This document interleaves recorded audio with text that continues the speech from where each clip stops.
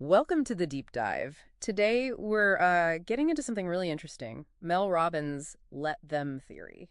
Right, but looking at it through a parenting lens. Exactly. And maybe not how you'd first expect. This isn't about, just letting your kids do whatever they want.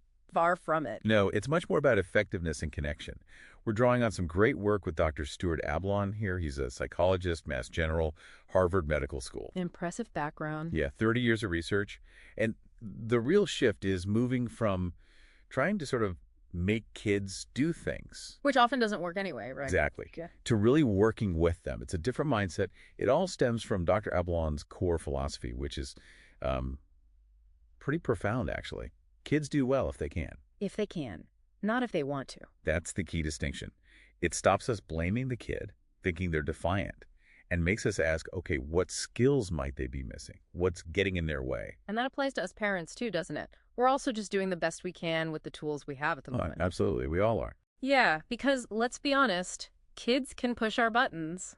The guide talks about how dysregulation is contagious. Oh, definitely. When your child loses it, it's so easy to lose it right along with them. Right. So the first step really is managing our own emotional state, getting ourselves calm before we try to handle the situation.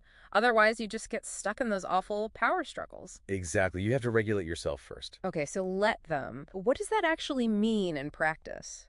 It's about letting go of this need to control things you probably couldn't control anyway. Yeah, giving them space to develop autonomy, to learn from small things. And this is for like the vast majority of situations, something like 90%. Roughly, yes. For the low-stakes stuff. Oh, what kind of things are we talking about? Well, choosing their own clothes, even if they mismatch wildly. Yeah. Deciding if they're actually hungry or not. Yeah. Picking their friends, maybe managing their homework schedule within reason. Okay. Opportunities for them to practice making choices and living with the small outcomes. Exactly. You step back, you get out of their way a bit. But, and this is crucial, you absolutely do not let them when it comes to dangerous stuff or self-destructive behavior or things that are just purely self-indulgent without any learning. Right. High stakes situation. So give me some examples of when you wouldn't just let them. Okay, so letting them stay up all night before a school day? No. Eating only candy for days on end? Definitely not.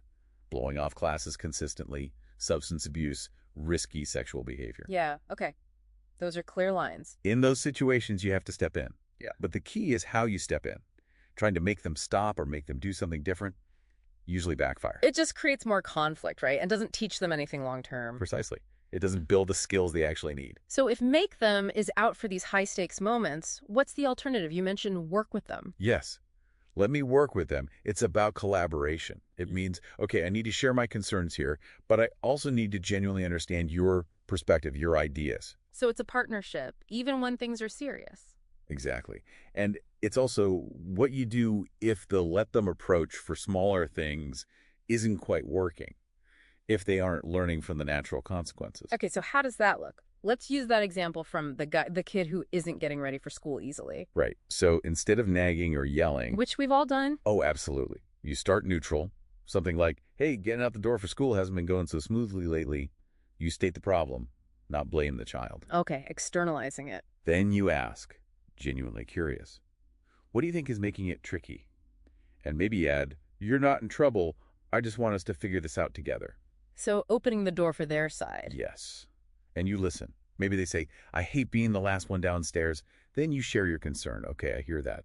And my worry is about us getting out the door on time so nobody's late. Got it.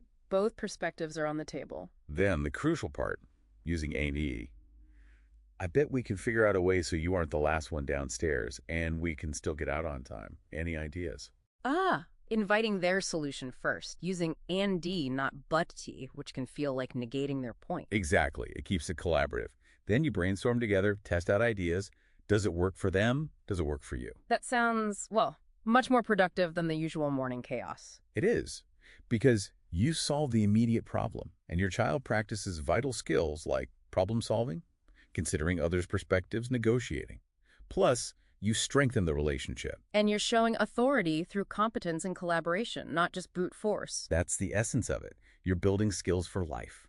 So, wrapping this up for you listening, the big takeaway seems to be use let them generously for low-stakes things to build independence, Remember to manage your own reaction first. Definitely. And when the stakes are higher or let them isn't leading to learning, shift gears. Use let me work with them. Collaborate. Focus on solving the problem together, building those crucial skills. And remember, this takes practice for us too. But practice makes better, right? Kids do well if they can, and honestly, so do we parents. That's a great reminder. Okay, so here's a final thought to chew on. What's one small, genuinely low stakes decision you could consciously let them own this week? Just one thing. And notice, how might that tiny shift start to change the dynamic in your home?